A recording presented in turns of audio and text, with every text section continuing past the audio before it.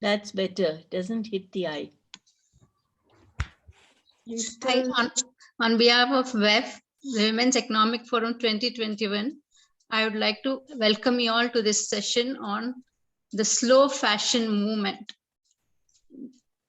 Taking us through the session would be the session moderator, Nidhi Tandon, who is a founder director, MCI Pageants, Veena Singh, founder, Ika Design Studio Private Limited, who is one of the panelists, Kirti Punia, co-founder Relove,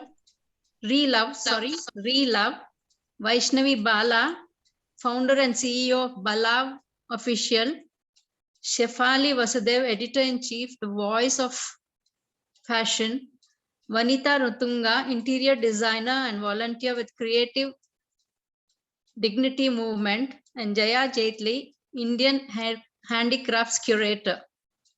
So I am waiting eagerly to listen to you all. So shall we start the session? I hand over to Nidhi.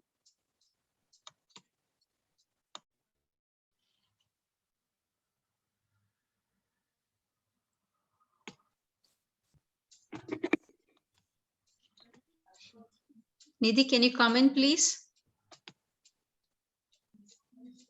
I think her. Till then, I just want to say Yeah. it's really a privilege to Please. share this platform with all of you. Thank you so much for, coming and making the time. Really, thank you. Thank you There's very been much. so much preparation, at least 50 WhatsApp. We are all challenged, Jaya, even I'm technologically so challenged. No, All your but- questions help me surface, It shows your enthusiasm. So while Nidhi gets back to us, I would ask Jaya Jaitley to share her thoughts on this. Oh, on the whole conference? Yeah. On our session. On the session, please. Okay. Well, I think it's fascinating for me personally because the field I work in, which is with craftspeople, everything they do is very beautifully meditative and slow. Their production is such. They dedicate their work to a sacred being and they love everything they do. They have to be very careful that the materials they use are right. And for instance, in textile, if they're dyeing, the intensity of the sun has to be right. So many things have to be perfectly aligned that need centuries of wisdom accumulated in them. And I think that what they produce actually should be the very basis of the slow fashion movement, because we have to honor them, the traditions, the rarity of what they do in this industrial world, and to celebrate our own heritage, our own diversity. Diversity itself is such that it can feed a lot of energy and enrich any kind of fashion. An industrial fashion means too much replication, too much of the same thing, too much standardization, whereas the craft sector can make the slow fashion movement quite beautiful. Hi, a warm welcome to all of you for the slow fashion movement. Let me introduce you to today's panelist, and today's panelist is Mrs. Jaya Jaitley. Jaya Jaitley has worked closely with India's craft persons to sustain traditional craft livelihoods and preserves India's cultural heritage since 1967. After guiding design and marketing at Gurjari for the Gujarat government for 11 years, she founded the Dastkari Haat Samiti, a National Association of Craftspeople in 1986. Jaya Jaitley created Dilli Haat, a permanent and now iconic craft marketplace in Delhi in 1994. She works to link craft persons to a variety of markets through innovative strategies like creating artistic craft maps and organizing over 15 international workshops with foreign artisans and Indian counterparts. We welcome you on board, Jayaji. Thank you very much. Love to be here. Yeah. And our next panelist is Shefali Vasudev. Hello. Shefali Vasudev is a senior writer and journalist, a fashion and culture commentator, the author of Powder Room, the untold story of Indian fashion. Shefali has worked with numerous news and lifestyle publications in meaningful editorial roles in her career spanning 25 years, from India Today to the Indian Express and Mint, amongst others. She was the first editor of Marie Claire India, published by the Outlook Group. She currently works at the Voice of Fashion as the founding editor of India's first daily online magazine on fashion, design, and culture. Welcome you on board, Shefali. Thank you, Nidhi. Thank you for having me speak on something we all need to be reminded of as journalists. Next on our panel is Reena Singh. I'm sorry to interrupt. Can somebody let Kirti in? She just called. That will be from the host side. Okay. So Reena Singh has gained a lot of insights on international fashion through travels and worked with international design studio based in Parato, Italy, with Will's Lifestyle, where she headed women's wear category. Reena Singh launched ICA in 2011, where she works primarily with textile craftspeople in rural Western and Eastern India to develop natural, sustainable fabrics in modern but enduring silhouettes. She received LA India Graduates Award in 2015 and was runner-up at the Vogue India Fashion Fund 2016. She has recently been awarded the Vogue Parlist Minimalist Designer of the Year 2019 and was featured as the Harper Bazaar Woman of the Year for 2019. Welcome you, Reena, with us. Thank you, Vanita. Thank you for having me. Yeah. Thank you, Nidhi. Our next panelist is Vanita Rungta. Vanita has a comprehensive breadth of experience, having handled a gamut of assignments for the last 26 years. Creativity and an eye for beauty led her to embark on an entrepreneurial journey as an interior designer after having worked almost 8 years in audit and advisory services. She is a volunteer with Creative Dignity, where she strives to provide a sustainable ecosystem for the artisans.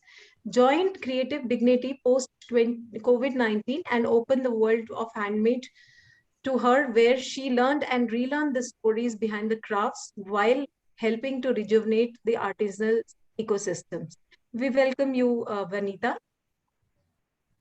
Our next panelist is Kirti Punia. Kirti is the co-founder of a fashion tech company called Relove. Over the last 6 years, she built one of the India's largest apparel and lifestyle marketplace for rural artisans to directly sell to customers named Okai. Kirti has worked across 6 startup companies across functions and geographies. This year, Kirti won the Business World Women Entrepreneurship Award 2021 for her impact at Okai.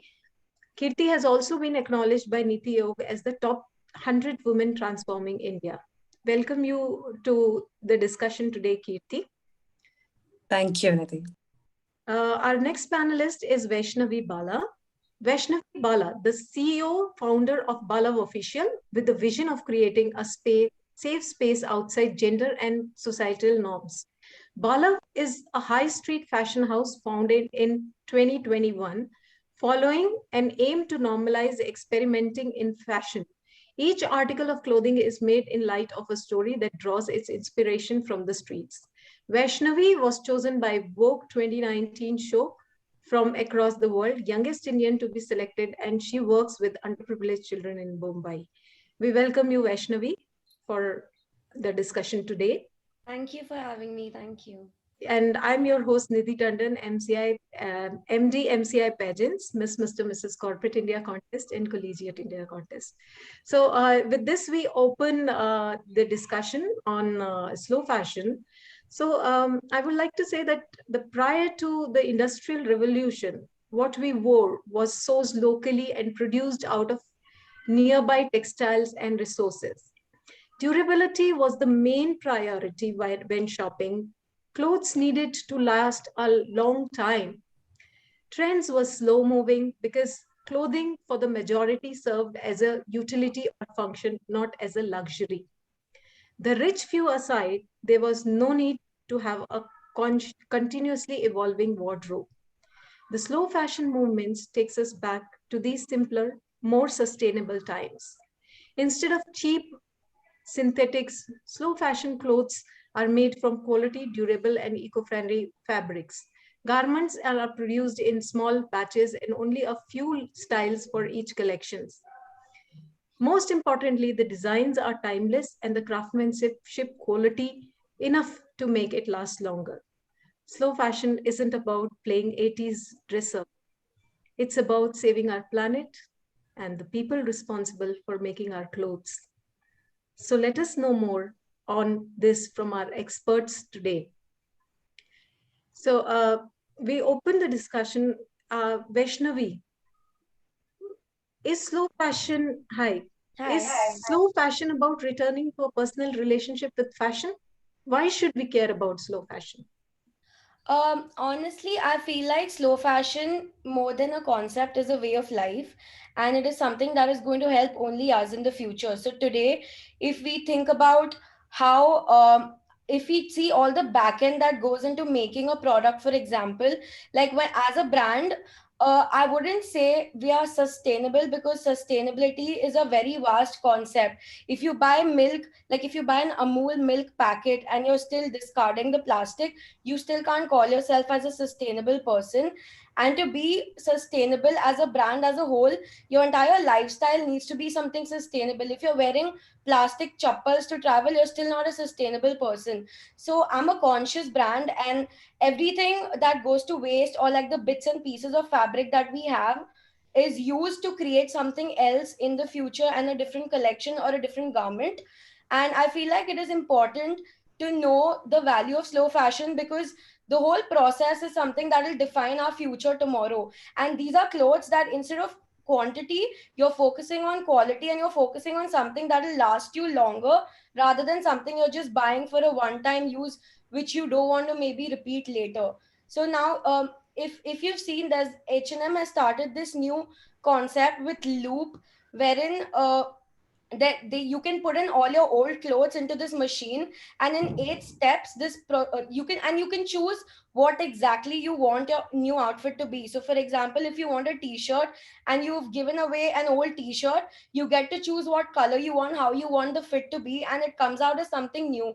So this is a whole new way of upcycling, and is also in favor of slow fashion, because this is something where we're not discarding anything, the product doesn't go to waste.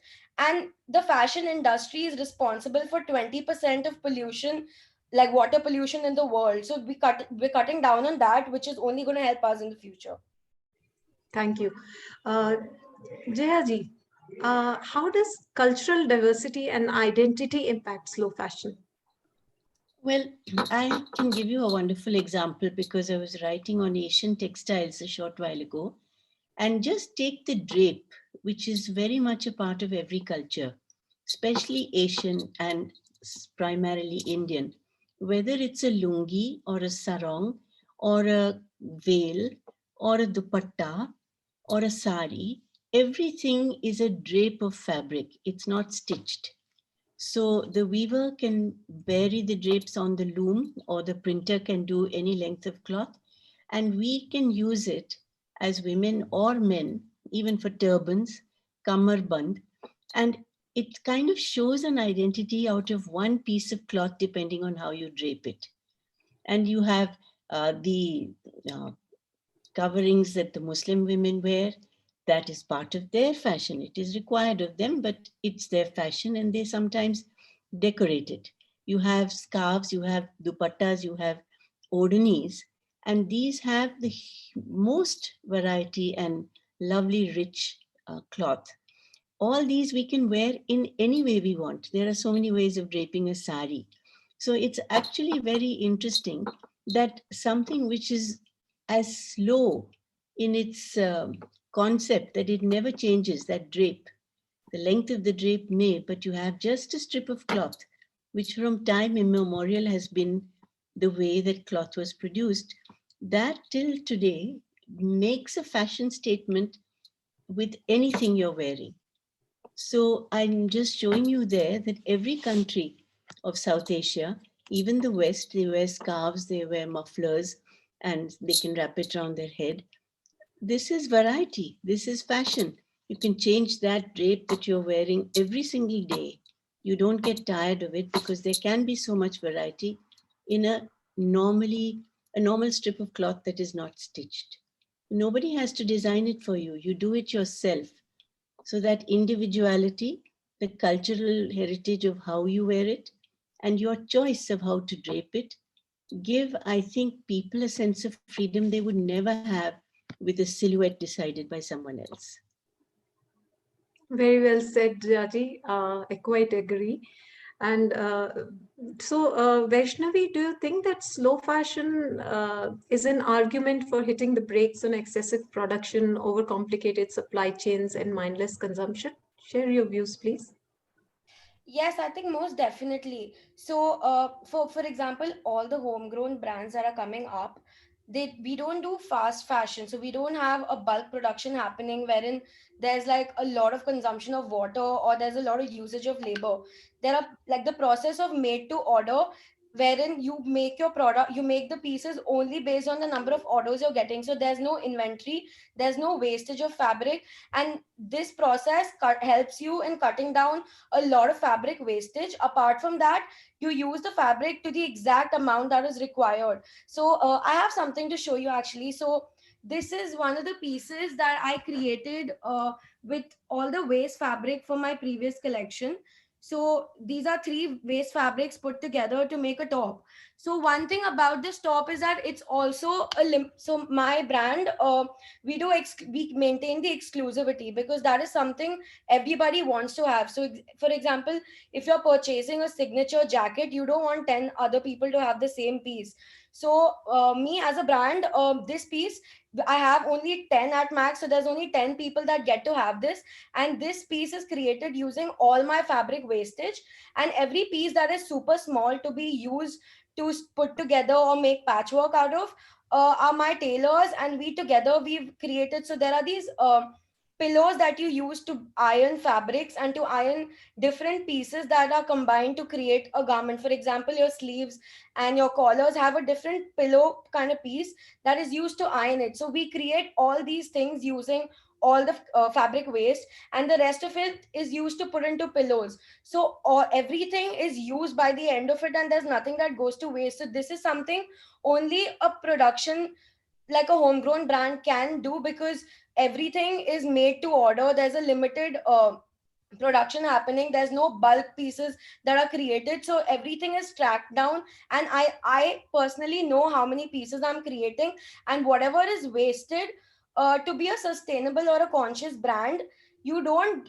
use the waste after it is created. You plan that before you make your entire collection. So this top and this collection is my upcycle collection, and it was planned out in a way that after my previous collection was out, I knew I had to use these fabrics to create a patchwork to make one of one pieces. So it was all perfectly planned out previously itself. So there's nothing that is going out or like getting wasted in the process here.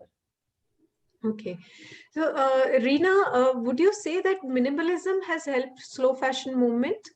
Slow fashion is about the quality of the garment that can last a lifetime and not about the quantity. How do you go about fabric selection when designing? So far as my brand is concerned, Nidhi, we actually the whole philosophy of my work is that we work with weavers and artisans in different craft clusters. So I work a lot with the regional weavers in West Bengal, and then I work with a lot of them in Bhagalpur, in Uttar Pradesh, in Rajasthan, several places. So we don't really go out and buy the fabric as and when we need it, seasonally or fashion wise or trend forecasting wise. So the ideology when I started Eka, when I started doing what I'm doing now with clothing, was that I actually wanted, like Jayaji said, that the cultural representation in terms of a drape, where you can have your own identity and you can actually, like, nobody is deciding what kind of clothes do you wear. It is a drape, whether you make a lungi, a sari, or whatever, like half sari or something or whatever. But the thing is that in today's time, all said and done, there's no going back to the ages when we had the time to drape our clothes every day before we left for work. So if we are really now using softwares, we're living the lifestyle, we're eating the food, we are watching the movies, we are exchanging movies, we are doing everything, culturally, I think the world is becoming smaller in the sense that we are really sharing more than we were earlier. We are traveling virtually, we are traveling through our experiences, from one country and one lifestyle to the other. So in that sense, I think also clothing actually is a functional factor that we look at in today's time. And so when we are looking at clothing as a functional factor, I think that anything that can last you longer, you know, and can fit your needs for a longer period of time, whether I'm in India, whether I'm abroad, whether I'm sitting in a conference, whether I'm at home with my children or whatever I'm doing, if I'm able to wear that piece of clothing, if not a drape, over and over and over and over again, I get multiple uses out of it. I'm not really dictated by a trend or fashion to say that, okay, until now it is useful, and after that, I stop making a statement out of it. So, you know, it's redundant now. The idea for me to start to do what I'm doing with Eka in terms of clothing identity was to weave in a story with the authentic language of our country, which is actually the textiles, which is the craftsmanship, which is the crafts, the artisans, the people who make things that nobody else in the world can. I started working with a lot of weavers across India, which I continue to do until today. It's 10 years hence, but we have only grown. We have not become smaller as a unit. So I don't go out looking for fabrics thinking that the, these kind of colors or nuances are going to work for the next season. I, in fact, go and make them. So many times when we are making things for the next season, we decide based on the skill sets that we work with.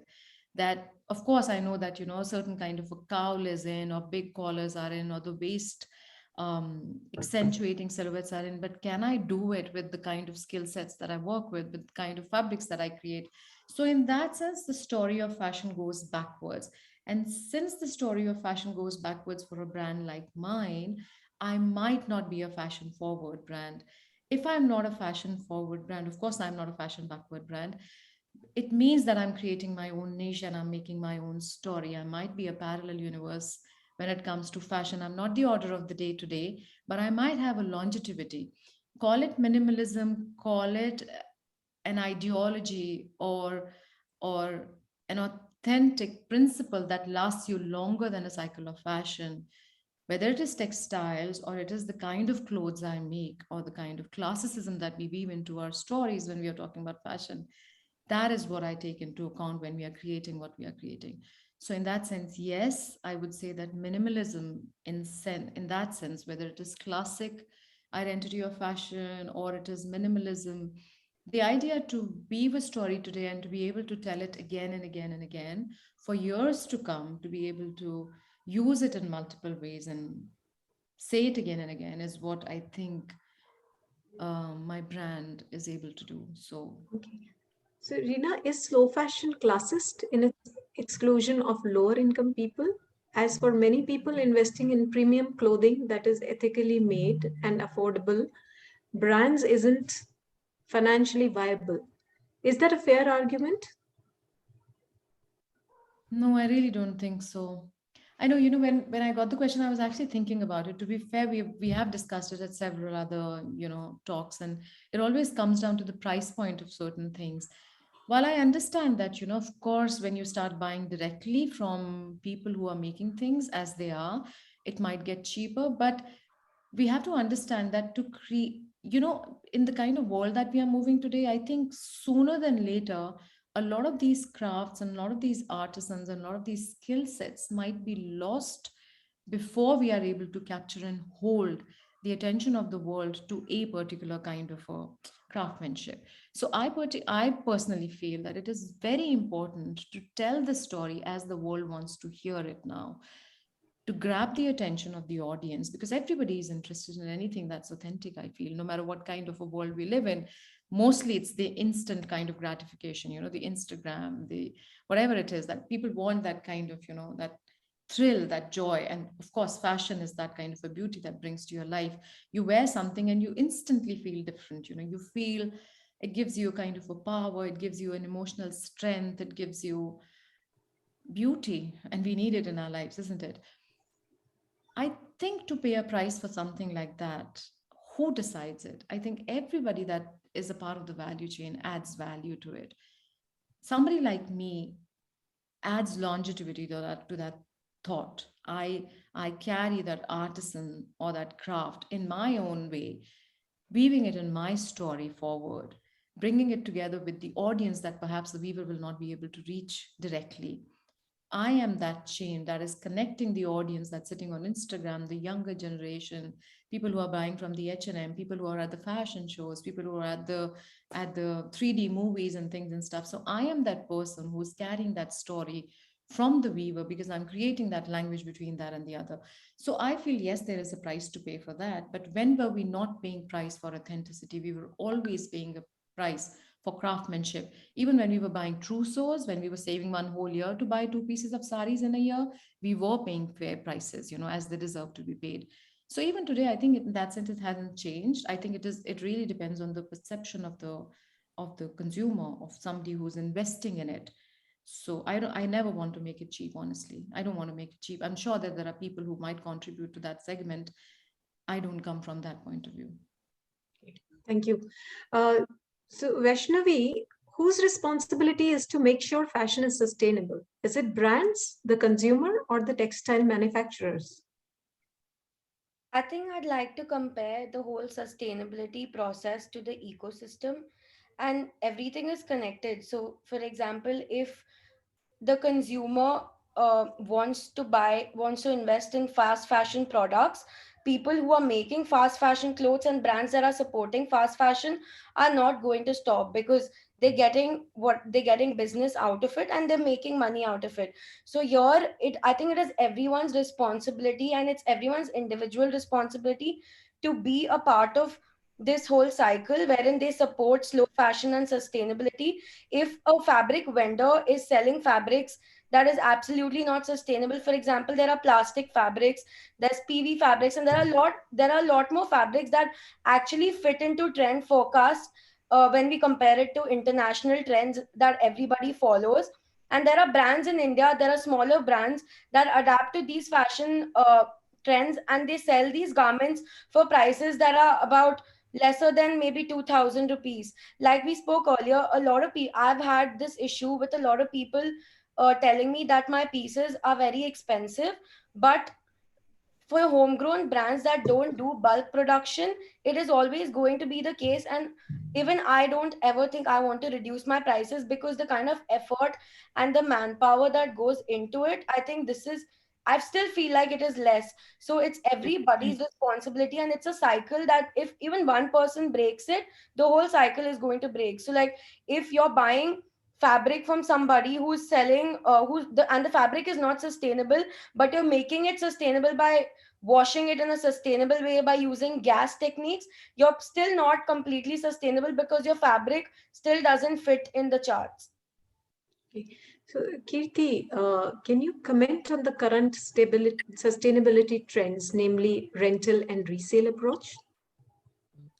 Sure. I think resale and rental both were quite gaining momentum right before COVID. And when COVID happened, everyone thought that this is not going to grow beyond this point, because everyone would actually worry about germs a lot more, and the awareness for that had grown.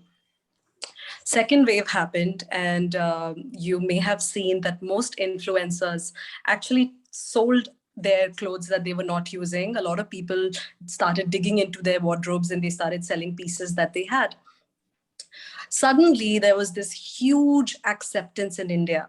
There are no reports on data, but if you see the hashtags of Thrift India, there were 2 lakh hashtags in August. And today, if you search the hashtag Thrift India, it's 4 lakhs already. So it's gained momentum very, very quickly.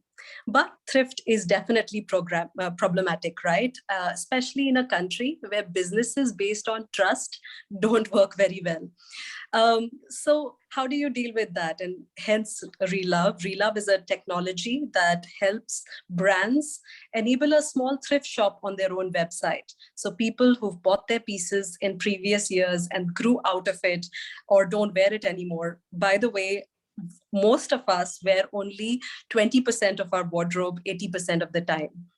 So if anybody has changed a size, and that is actually one of the biggest reasons for people to not wear something, is because it just doesn't fit them anymore.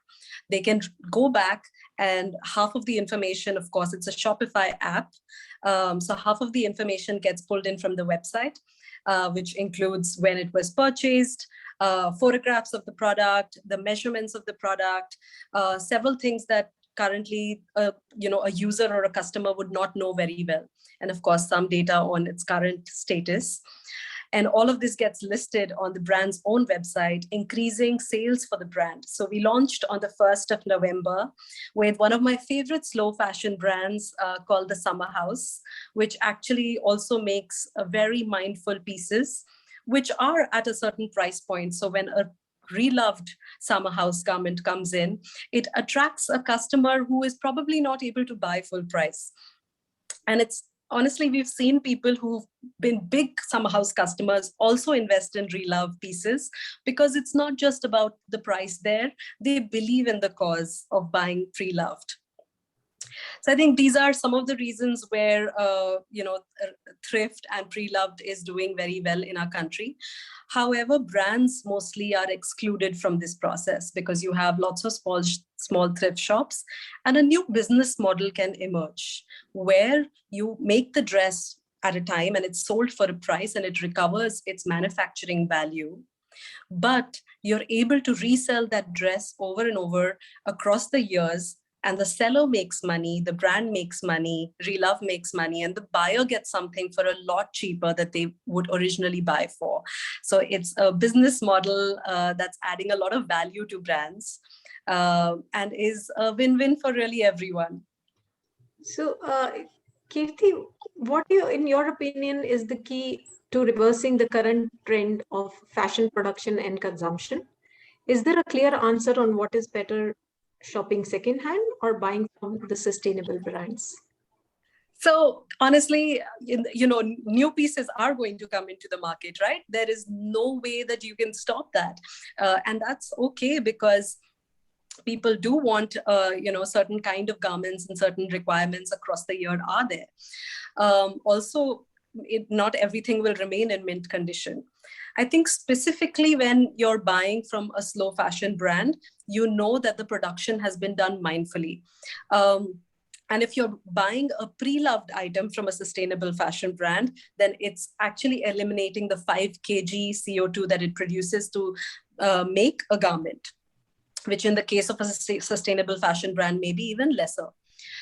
However, if you had to reverse this for fast fashion brands, if you are able to resell a Zara dress, then it kind of makes it slightly more sustainable than it would originally be. I think finally, when it comes to reclaiming the entire value of the product and making products even more mindfully and investing even more in raw materials can be possible if we actually relove garments. So how do you balance a conscious retail model within the fashion marketplace? I've been seeing a lot of marketplaces, right? And I think the biggest responsibility that they have if they are positioning themselves as a mindful marketplace is to have, one of the most granular things to do is to have a really good filter, especially for fabric. If you see, even the Zara website will actually give you a Join Life filter where you can filter by fabrics. So small websites which are selling sustainable fashion brands should learn from this and really authenticate what fabric, where was it manufactured, how much was the person paid. I think a lot more data can be added to the filter, and that will really push up the products that need to be in the face of the customer. Thank you. Thank you so much, Kirti, for the insight. Shefali, what do you think what are the common flawed ways brands talk about sustainability? Do you think the proliferation of ineffective communication is holding sustainability back? I don't think the proliferation of ineffective communication holds the idea of sustainability, because communication is a multifaceted machinery. It doesn't just come from brands. It comes from people. It comes from what you read. It comes from what you see going around you beyond brands. Brands is just one way of consuming life. What is going on, let's say, in terms of the bigger communication of brands is that they tend to offer solutions, and as ready solutions to attain sustainability instead of showing the process. Essentially, slow fashion is a process. It is about interdependence of ecology, of people, planet. It's about a certain humility. It's a process of knowing. It's a process of manufacturing in certain ways. But when you see brands communicating the fact that they are slow fashion or they are not, or they are sustainable, they arrive with this deducted knowledge that we are sustainable. And unfortunately, since the media carries the message that this is a sustainable brand without investigating enough, without going to the roots of that process, without holding the units or parameters of sustainability to a claim, the communication gets muddied. It gets muddied and muddled. So I feel that, but it doesn't really take away from the sustainability dialogue, because then we would be giving fashion brands too much importance in every person's decisive and decision making tactics. And I think fashion has a role to play, but it is not really, it doesn't have a very influential role to play amongst people who are committed to the idea of sustainability. So we must learn to distinguish and understand the role of fashion for what it is and for what it is not. Okay. So, Shefali, then how does how can press and media contribute towards sustainable fashion positively or negatively, and the opportunities and the challenges which are there? Well, the negative, there is no negative contribution. The one thing that the media needs to stop doing urgently is to just use the words, first of all, interchangeably. This is organic, this is green, this is natural, this is ecological, this is environmentally friendly, and this is sustainable. They are not all the same. Some might have overlapping virtues, but they are not equal. So first, controlling vocabulary. Since vocabulary it spreads like wildfire, and it's the responsibility of the media to control the narrative by choosing the right vocabulary. That is one. Two, it's very important when we tell readers that this is a sustainable brand, we should investigate enough to be able to know the facts. Often factual reporting and factual knowledge is compromised for the idea of hype. Sustainability is currently hype from a fashion media perspective, and hype cannot be sustainability because the two generally do not coexist. That's one. Two, all of us, each one of us, and I can only take responsibility for myself, is that once a fashion media platform tries to tell you about shopping and makes shopping the dharma and the karma of your relationship with fashion, it cannot argue as ethically for slow fashion. So how do you negotiate this conflict? All of us are doing jobs of conflict between walk and talk. If we are telling the consumer that your relationship with fashion is through shopping, is through acquiring the next product, is through buying the next trend, then where is slow fashion? So there has to be, let's say, how do I negotiate this conflict for myself as editor of a platform? I try to worry about the process. I constantly try to say there are people, it is about worker welfare, it's about how you pay, what is the gender equation, which kind of dye have you used, who is producing it, what are the manufacturing processes, what is the supply chain transparency. If you bring that to a consumer's notice and you assume and you hope and you pray that somebody is going to also look at these nuances instead of just saying, go buy the next thing, because we are doing both, unfortunately. So there has to be a negotiation of this conflict by admitting this conflict exists. And then say, now here are your choices. And consumer choices are not enough. It's industry choices. Industry is going to impact slow fashion and climate change. One person, me, recycling my banyan or night suit into a duster that I have been doing for years. For me, sustainability is nothing new. I was born in a middle class family. The only way we knew is to wear, rewear. जब तक उसकी जान चली जाती है, हम कपड़ा पहनते हैं. So when people influence try to tell me wear this again, I'm like, what? This is not a pastry. This is not bread. This is garment. You are supposed to rewear it. So challenging these, humility, talking to people about how indigenous tribes and communities rewore, repaired. This is the responsibility of the media than just saying your relationship with fashion is through buying. Wow, that's really nice. So just to continue on this thing out of the box, Shefali, do you think Bollywood and it's increasing this trend of not reusing and buying more fast fashion?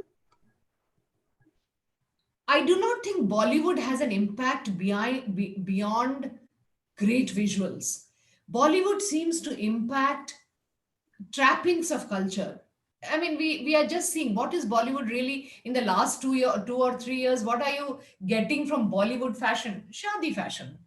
Shadi fashion has in fact choked all the experimental work that people like Vaishnavi, Reena here, and dozens of my favorite designers in fashion may be doing, because the filtering down is of lehengas. It's a lehenga culture. There is a lehenga index. There is a lehenga trap. Beyond that, what is Bollywood really standing up for? So there are very few things. Some of them may have stood up for inclusivity and this and that, but they are not really standing up for sustainability. So it's the wrong school we are looking at to send our, to derive lessons from.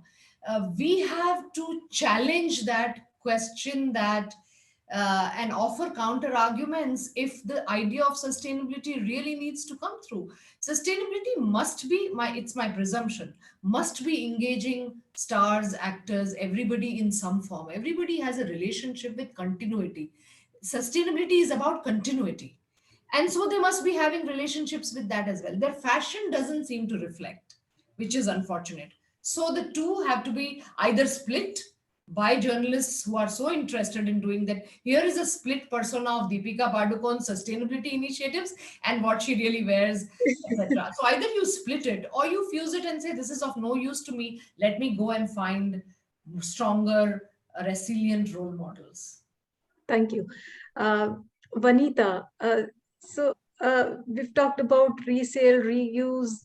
Now I wanted to throw some light when we say the supply of clothing is global and gigantic, an estimated 75% of it ends upon as waste in landfills. That's 3 out of every 4 garments. And with over 1 trillion garments produced annually, that's a lot of clothes. Why is textile waste such a problem? You're unmute yourself. Yeah. So first I want to say I'm wearing a sari, which is almost 30 years old. And I'm wearing it with a top, which is I think around 15 or 17 years old.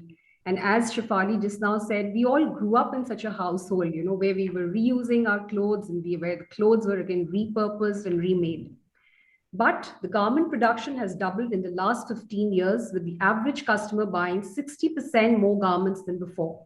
It sounds exciting for the economy, right?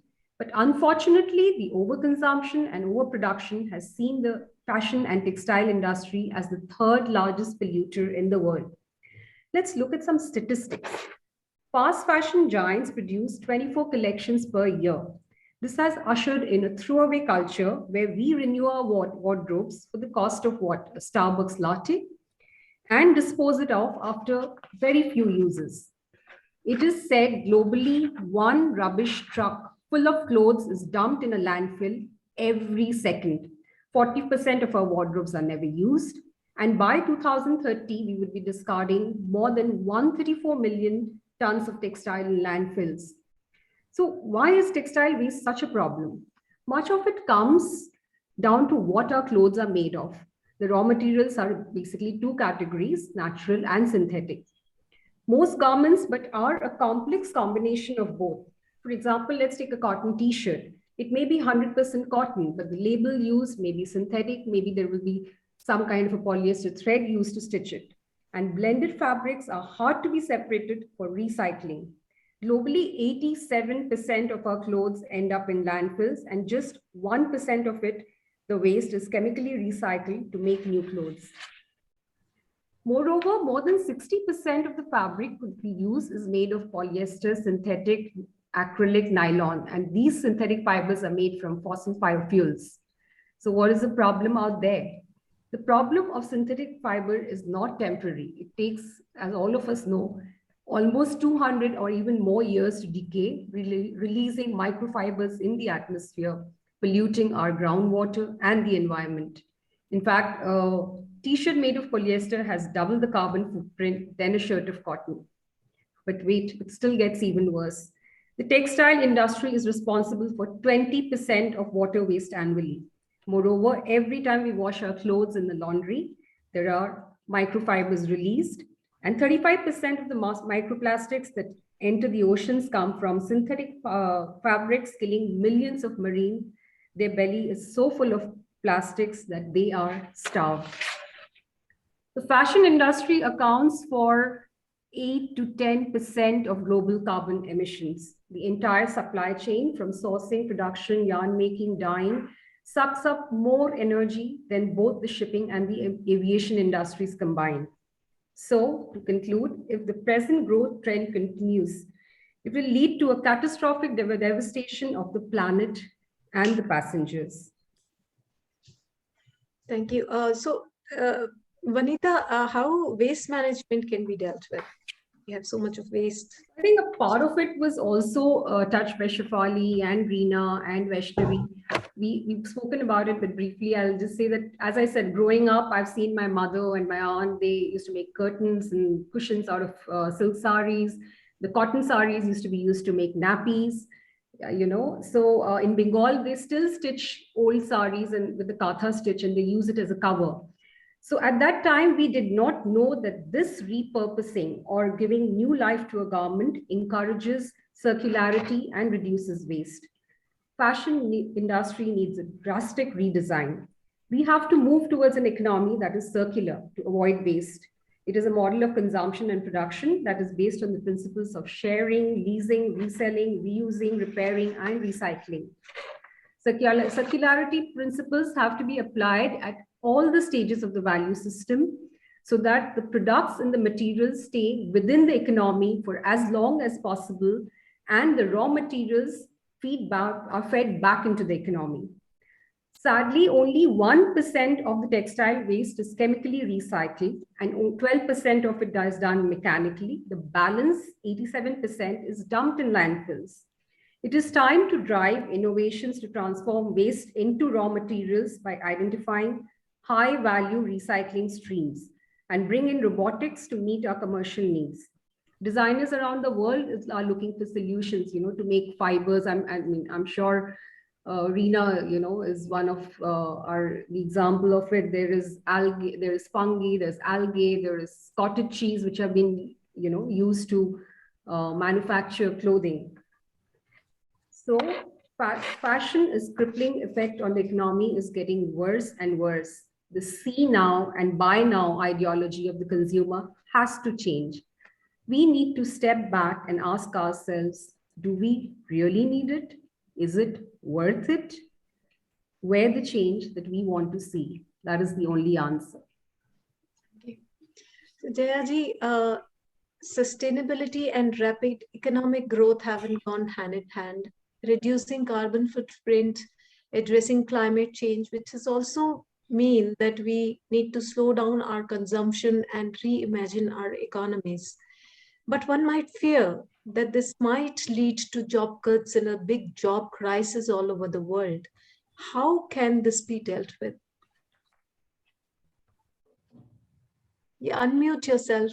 Unmute yourself. There are many issues in what you've asked, and I'd like to, you know, listening to everybody else, first pose a larger question that when you have, say, for instance, the entire artisan sector, which is by nature totally dedicated to natural processes.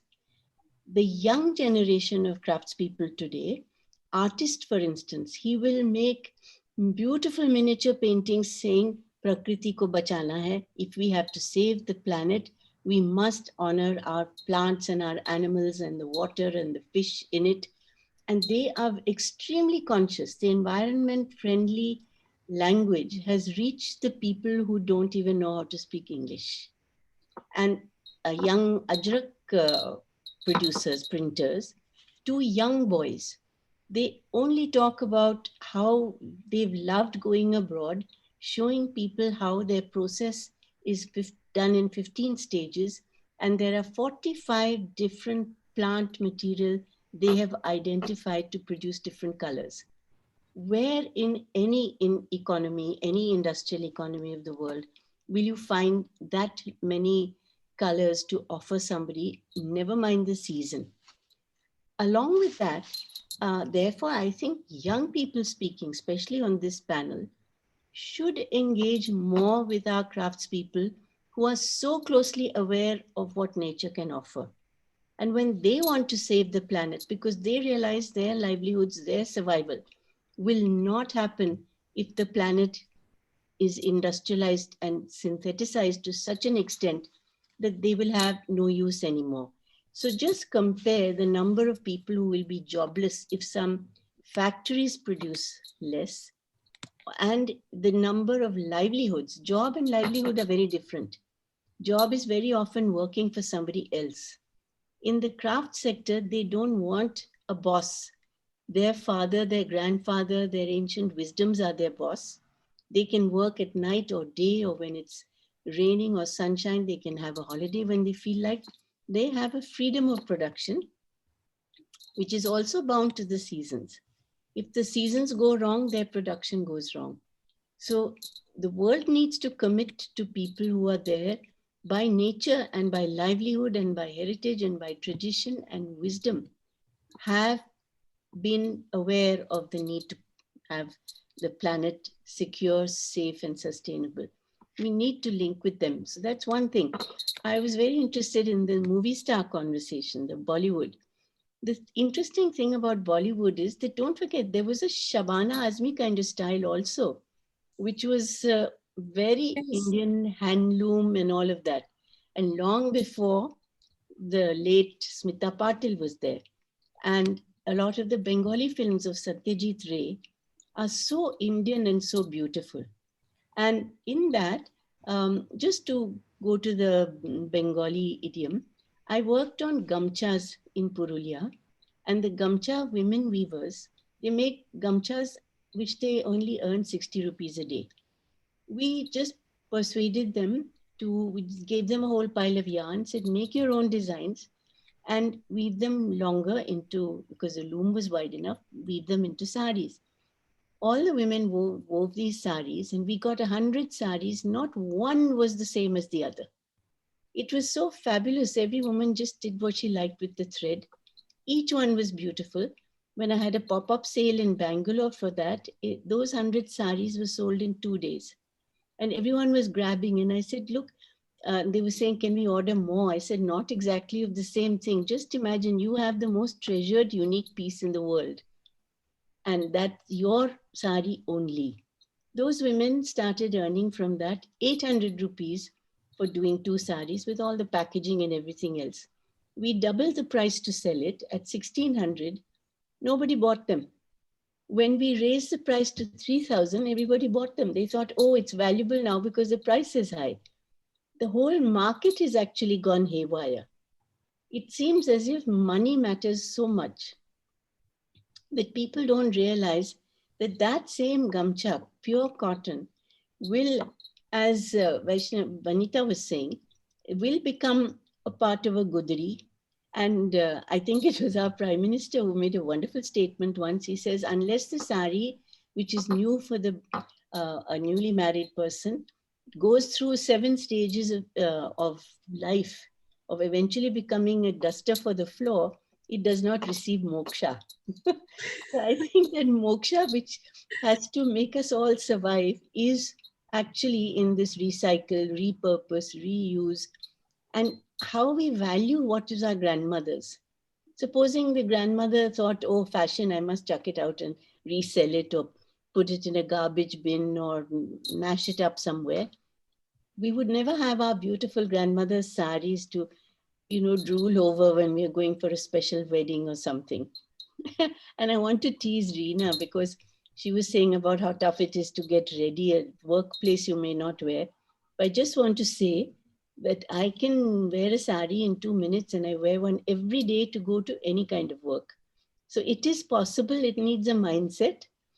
And you just, if only our movie stars wore saris every day, like Bobby mein kaun sari pehna tha, that was a big thing.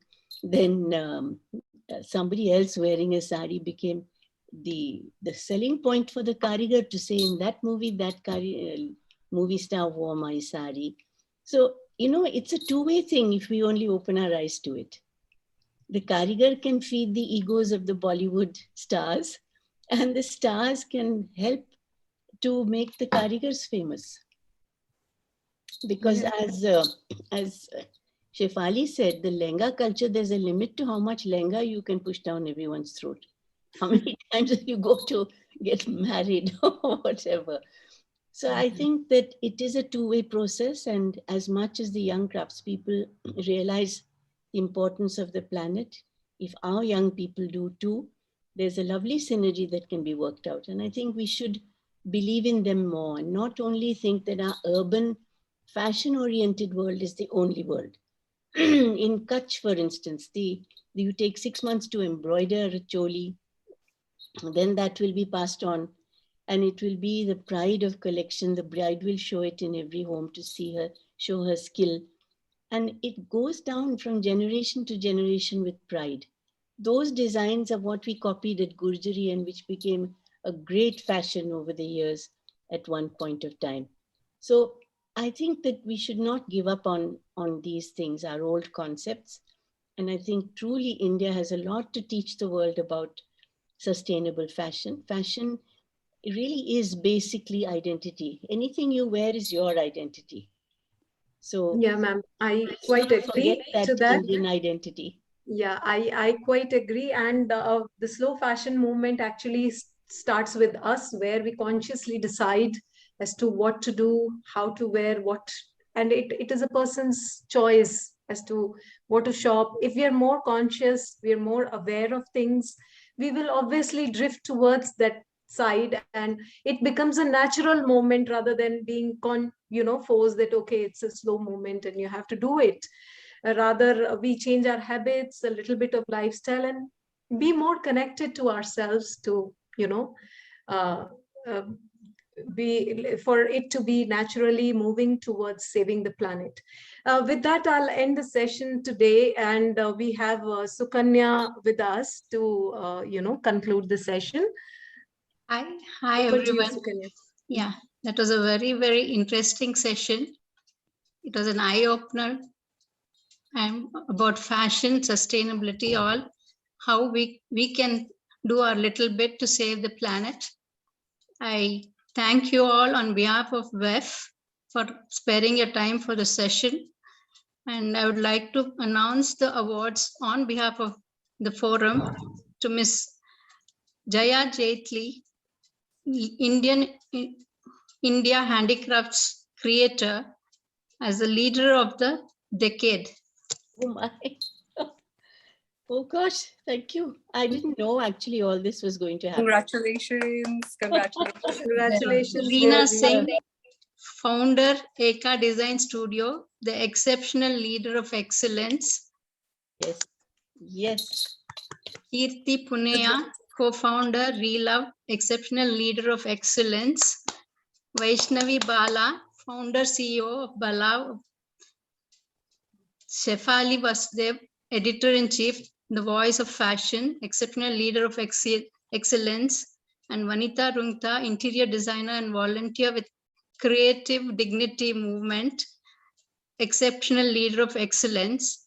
And Nidhi Tandon, founder director, MCI Pageants, exceptional leader of excellence. Thank you so much, Nidhi, for conducting it in such a beautiful manner. And I thank all the panelists who gave their time and their ideas towards a sustainable future.